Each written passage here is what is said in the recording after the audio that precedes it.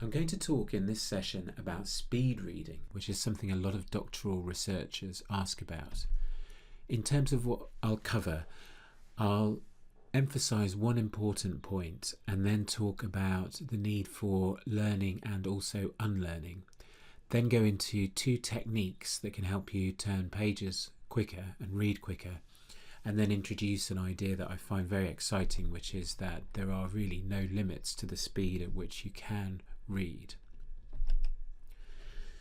The one thing to remember, and this is a very powerful learning point, is that you should not read everything at the same speed. When you learn to read and you're taught to read, no one ever really teaches you that you can read some things quickly and some things slowly. There is a risk of losing comprehension or losing the ability to understand some things if you read very quickly, but most of us are reading well within the limits that we can and still take in everything that we want. This idea of not reading things at the same speed applies not just to different kinds of document like newspapers versus books versus journal articles.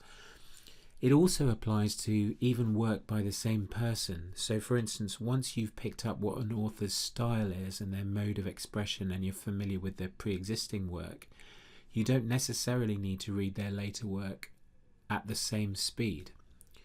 You wouldn't read all works in the same topic area at the same speed either, because some of what you learn is going to be core to what you're studying, and some of what you learn and come across is going to be peripheral. So it doesn't make sense to read the peripheral stuff in the same level of depth and intensity and at the same speed as stuff that is core. Once you come across works using different methods, you can also read those more quickly because you become more familiar with the language, with the way of expressing, particularly when it comes to statistics and so on. There are common themes that crop up. It even applies to the same document. So typically what academics would do is they'd read the abstract very carefully, they'd read the introduction and then focus very much on the discussion and conclusion, but not read the other parts quite as quickly. And it can apply to the same paragraph. The first sentence of a paragraph is the most important one. Not even every part of the same sentence would you read, and also not all the words in the title. It seems a crazy thing to say, but even when you're reading the title, you wouldn't read the title at the same speed exactly. Basically, it's a kind of value judgment. You make a decision that your time is valuable, and so you don't want to be reading everything with equal pace. As well as learning, there are some things that you need to unlearn. When people are taught to read at first, they follow their finger, or they follow the finger of the person, the adult teaching them when to read, so that they can pronounce the individual phonemes or parts of a word, and so that they can follow in a kind of logical order, because they're not used to reading in a logical order. But quite quickly, either because it's a sense of social shame in a way, or because teachers and adults discourage it, once people have been reading for a while, they stop following their finger. And actually, this is a really important point, because our eyes aren't trained and they're not evolutionarily designed, or they didn't develop to read text in parallel lines. And so the muscles in your eyes dart around a little bit, so that it's actually better to, if you can, continue to follow your fingers, because it trains and disciplines the eye. One other thing that you need to try and unlearn is hearing words. Again, when you begin to learn to read, the first thing you'll do is you'll pronounce words and you'll say them out loud, and you'll chunk the different phonemes together so that you can read a word that you're unfamiliar with and pronounce it.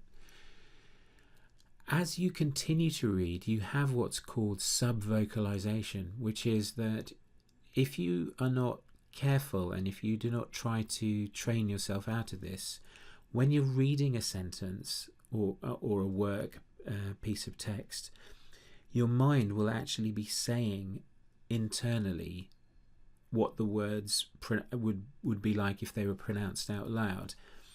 Now, this is a real break on how quickly you can read, because you can read much, much quicker than you can talk.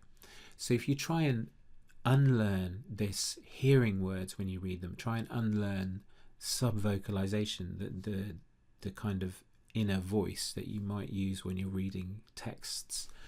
That can really help you speed up your reading. And try and be conscious of it. And once you're conscious of it and you focus instead on semantic content, you can bypass and cut out this internal voice. Those two are the biggest things to unlearn, really. In terms of learning by chunking, what you want to be doing is taking in chunks of text. So you can practice this. I'm showing in the video 2 techniques, Ewing and brushing, which I'll describe very quickly in a second. But if you follow both your fingers down a page, you can actually take in chunks of text, and there are some apps that will help you improve how you read. You know, resources with a portfolio of different resources available, and there are some links in the video that I suggested you look at. Another thing to learn is about the basic structure and about how writing works. So titles are phrased in a certain way. You should be able to work out the key 2 or 3 concepts in the title. Papers are written in a certain way, as I've already discussed, abstracts too, but at a much more basic level, as I mentioned briefly earlier, in every paragraph the first sentence is going to be the most important. So if you're really pushing up against it, you can get quite a good sense of an article or even a longer piece of work like a book by concentrating on the first sentence in each paragraph. You have to be careful about how much you're missing. So Woody Allen made a joke about speed reading, saying he'd sped read War and Peace, which is a very long book, and saying that his conclusion, what he'd learned, was it was about Russia. So you have to be careful about those things. Ewing and brushing I've illustrated with those spliced in videos, and the really exciting idea is you're not limited by the page, how quickly you can turn the page.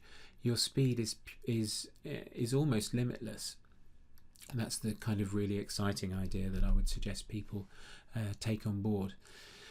So hopefully if you found that interesting, if so, please like and subscribe. Thank you very much for listening, and I wish you best of luck with speed reading.